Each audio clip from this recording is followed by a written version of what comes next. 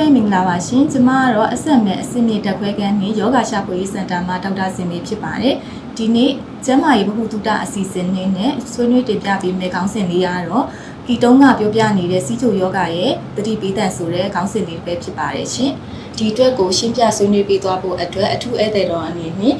စီးချိုနှင့်ဟော်မုန်းယောဂဆိုင်ရာအထူးကုသမားတော်ကြီးပမောက္ခကိုဖိတ်ခေါ်လာပါတယ်ရှင်မင်္ဂလာပါဆရာမင်္ဂလာပါသမီးရေဟုတ်ကဲ့ဆရာပထမဆုံးအနေနဲ့စီးချိုယောဂအမျိုးအစားဘယ်နှမျိုးရှိလဲဆိုတာရှင်းပြပေးပါလားဆရာစီးချိုမျိုးစားကတော့အဓိက၄မျိုးရှိပါတယ်ဆိုတော့အမျိုးစားတစ်စီးချိုသွေးချိုပေါ့သူက100မှာ900ခိုင်နှုန်းလောက်ပဲရှိတယ်ကျွန်တော်တို့အများဆုံးတွေ့နေကြတာအမျိုးစားနှစ်စီးချိုပေါ့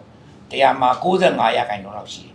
တခြားစီးချိုသွေးချိုမျိုးစားတွေကတော့ကိုယ်ဆောင်ကာလမှာဖြစ်တဲ့စီးချိုနောက်အခြားသောအကြောင်းတစ်ခုကြောင့်ဖြစ်တဲ့စီးချိုပေါ့ဥပမာဆိုတော့ဟော်မုန်းယောဂကြောင့်ဖြစ်တဲ့စီးချိုတွေနော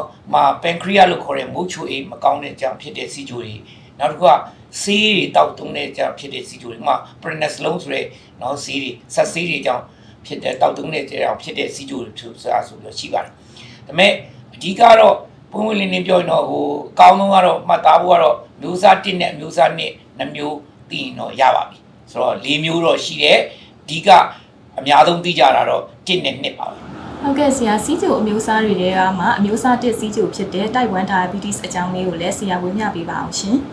ဟုတ်ကဲ့အမျိုးအစားတစ်စီးချိုသွေးချိုကတော့လူသိနေတယ်ပေါ့နော်ဘာဖြစ်လဲဆိုတော့သူက100မှာ900ခိုင်နှုန်းလောက်ပဲဖြစ်တယ်သူကတော့မျိုးရိုးရှိမရှိဖြစ်တာပဲတော့သူကကလေးဘဝတွေကစဖြစ်တာသူတို့ကတော့နော်သူတို့ကတော့ auto immune လို့ခေါ်တာပေါ့ auto immune ဆိုတာမိမိခန္ဓာကိုယ်ရဲ့ခုခံစနစ်ကမိမိရဲ့နော်ပန်ခရီးယားလို့ခေါ်တဲ့မုတ်ချိုအိမ်မှာရှိတဲ့အင်ဆူလင်ထုတ်တဲ့ဆဲတွေကိုပြန်လည်ပြီးတော့တိုက်ခိုက်တဲ့အတွက်ကြောင့်ကြောင်းတစ်ခုကြောင့်ပြန်လည်တိုက်ခိုက်တဲ့အတွက်ကြောင့်ကျွန်တော်တို့ကပန်ခရီးယားကနေပြီးတော့ဒီအင်ဆူလင်ထုတ်တဲ့ဘီတာဆဲတွေပျက်စီးသွားတဲ့အတွက်ကြောင့်သူတို့ကစီးချိုသွေးချိုဖြစ်တာဖြစ်ပါတယ်အဲဒါကြောင့်မလို့သူတို့ကတော့ဒီစတွေ့တဲ့အချိန်တွေကနေပြီးတော့ဒီအင်ဆူလင်ကလုံလောက်အောင်မထုတ်ပေးနိုင်တဲ့အတွက်ကြောင့်သူတို့ကစတွေ့တဲ့အချိန်ကစပြီးတော့အင်ဆူလင်ကိုတစ်သက်လုံးထိုးရတဲ့ကလေးတွေဖြစ်ပါတယ်အဲ့တော့ကလေးတွေကအသက်အရွယ်မရွေးဖြစ်နိုင်တယ်တော့စတွေ့တဲ့အချိန်တွေကဆိုတော့ maybe ကျွန်တော်တို့ကတစ်နှစ်သားတွေကစပြီးတော့ကျွန်တော်တို့က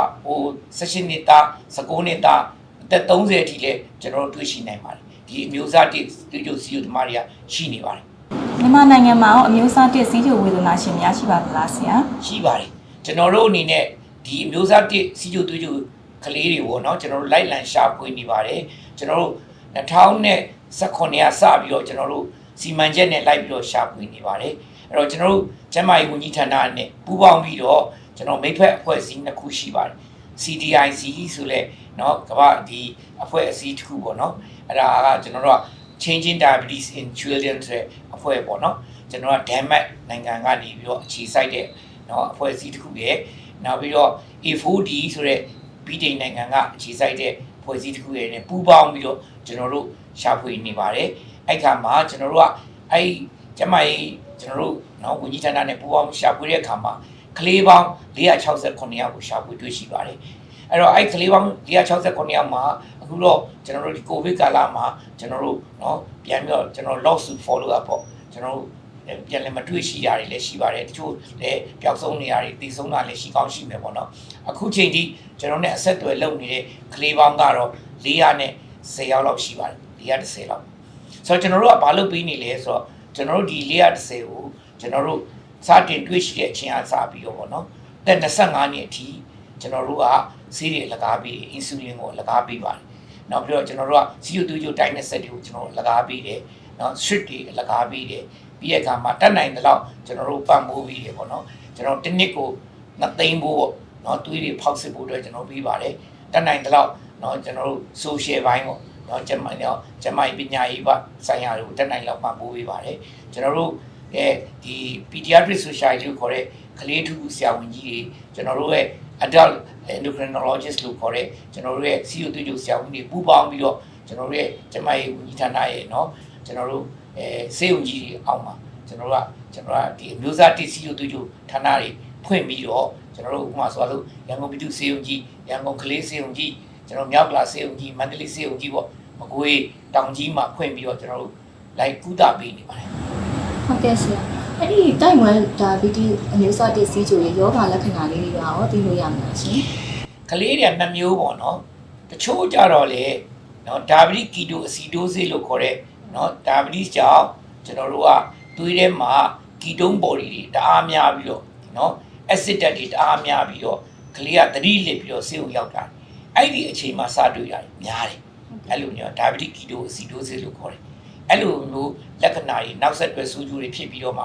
နော်တွေ့ရှိရတယ်များတယ်နောက်တစ်ခုကတော့အဲ့လိုမှမဟုတ်ဘဲနဲ့နော်စီယိုသွေးကြိုရဲ့လက္ခဏာတွေဖြစ်တဲ့ရေတွေအရန်ငတ်တယ်စီးတွေအရန်သွားတယ်ကလေးကနှုံးတယ်အရန်ကိုပိန်ကျသွားတယ်ပြီးတဲ့အခါမှာသူကဗာလဲဆိုသတိလစ်ခြင်းလို့ဖြစ်တယ်အဲ့ဒါမျိုးတွေဖြစ်တဲ့အခါမှာဆေးဥစည်းကန်းတွေကိုတွားပြတဲ့အခါမှာနော်ကျွန်တော်ဖောက်စစ်ကြည့်တဲ့အခါမှာစီယိုသွေးကြိုတွေကတအားမြင့်တက်နေရတယ်တွေ့ရှိတဲ့အခါမှာဒါမျိုးတွေကြောင့်ကျွန်တော်တွေ့ရှိရတယ်တွေ့ဘာမှမသိပဲပိန်ကျသွားတယ်ပေါ့နော်ဒီလိုအချက်တွေလက္ခဏာတွေပေါ်လာတဲ့အခါမျိုးမှာကျွန်တော်တို့ကဆေးဥစည်းကန်းတွေကိုတွားရောက်စစ်ဆေးတဲ့အခါမှာတို့ကစီယိုသွေးကြိုတွေရှိမှတွေ့ရှိသွားတာဖြစ်တယ်ဒါကြောင့်ကျွန်တော်တို့ကဒီလက္ခဏာတွေရှိလို့ရှိရင်အများဆုံးနီးရစေကံကိုတော့ရောက်ပြတာပါအဲ့ဒါမှကျွန်တော်တို့ကစစ်ဆေးပြီးတဲ့အခါမှာကို့မှာမျိုးစားတစ်စီယိုတူယိုရှိရင်ကျွန်တော်တို့မိဆက်ရကျွန်တော်တို့ရဲ့ဒီခုနပြောတဲ့ကျွန်တော်တို့လက်ကမ်းစာဆောင်လေးတွေထုတ်ထားပါတယ်အဲ့လက်ကမ်းစာဆောင်လေးတွေเนี่ยအရာเนาะကျွန်တော်ရဲ့ကျမ်းမာရေးဌာနမှာရှိတဲ့เนาะကျွန်တော်ရဲ့စီယိုမျိုးစားတစ်စီယိုတူယိုစေကံတွေကိုဆက်သွယ်ပါအဲ့ဒါကျွန်တော်တို့နဲ့ဆက်သွယ်ပြီးတော့ကျွန်တော်တို့က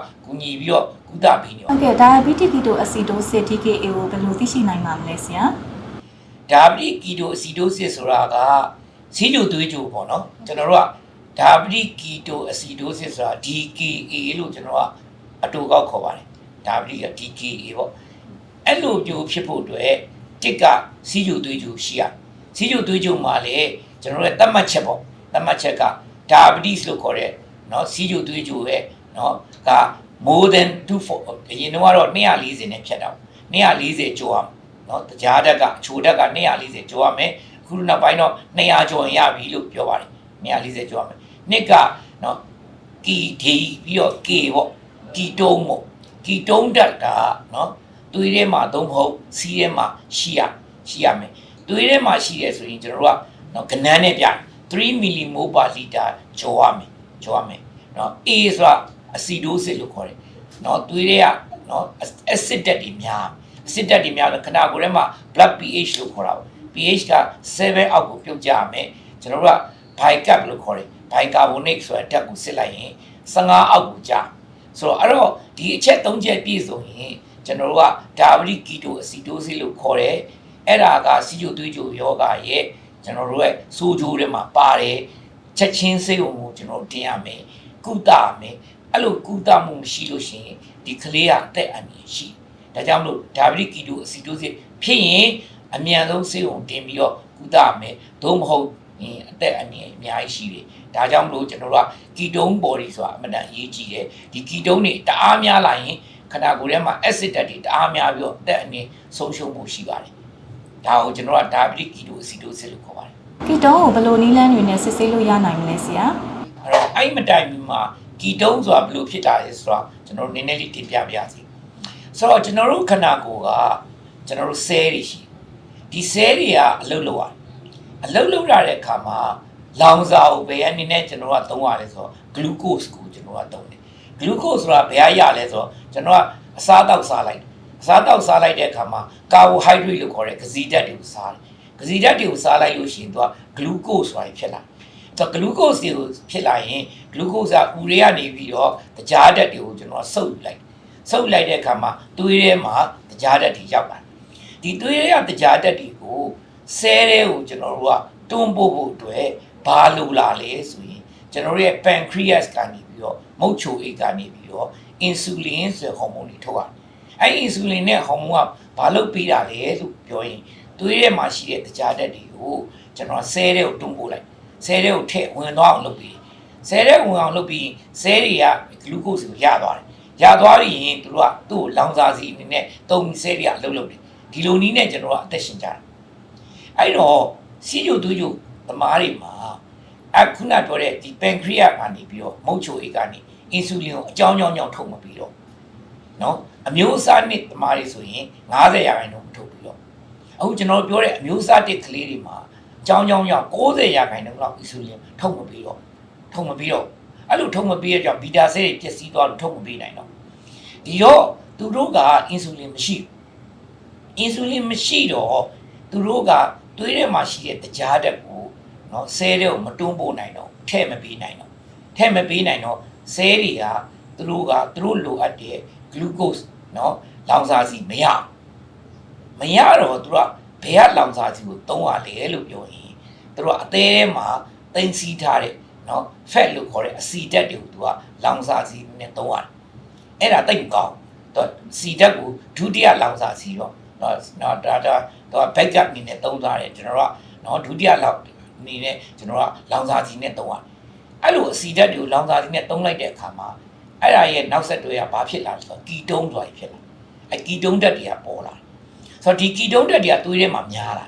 တိတ်များလို့အားကြီးရင်သူကစီးထဲမှာပါသွားတယ်ဒါကြောင့်သူကကီတုန်းဓာတ်တွေကသွေးထဲမှာပထမမြင့်တက်လာတဲ့တိတ်များလာရင်စီးထဲမှာပါလာတယ်ဒါကြောင့်မို့ကီတုန်းကိုသွေးထဲမှာစစ်လို့ရတယ်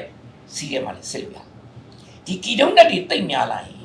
ခန္ဓာကိုယ်ထဲမှာ acid တွေများလာအဲ့တော့ပထမစစ်ရတော့များတယ် acid ကြီးဖြစ်မလာသေးဘူးတိတ်များလာရင် acid တက်ဖြစ်သွား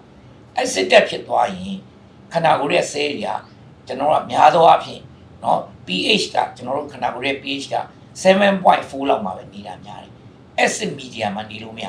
acid medium မှာနေဆဲတွေကတေးကုန်ဒါကြောင့်မလို့ acid တွေကီတုန်းတွေများလေ acid တွေဖြစ်လေဒါပတိကီတိုအဆီဒိုစစ်ဆိုတာဖြစ်လေကျွန်တော်တို့ကဆဲတွေကတေးလေပဲဒါကြောင့်မလို့ကီတုန်းများတာဒီအင်မတန်အနေကြီးပါတယ်ဒါကြောင့်မလို့ကျွန်တော်တို့ကမျိုးစားတစ်ကလေးတွေမှာအင်ဆူလင်မရှိလေကီတုန်းတွေများလေကီတိုအဆီဒိုစစ်လို့ပြောတဲ့ဒီကေဖြစ်လေအသက်အန္တရာယ်ကြီးလေဖြစ်တယ်ဒါကြောင့်နော်ဒါပတိနော်အမျိုးစားတစ်ကလေးတွေဟာဒါပတိကီတိုအဆီဒိုဖြစ်သွားလားဆိုတော့ကီတုန်းကိုဖောက်စစ်ဖို့အတွက်လိုအပ်တယ်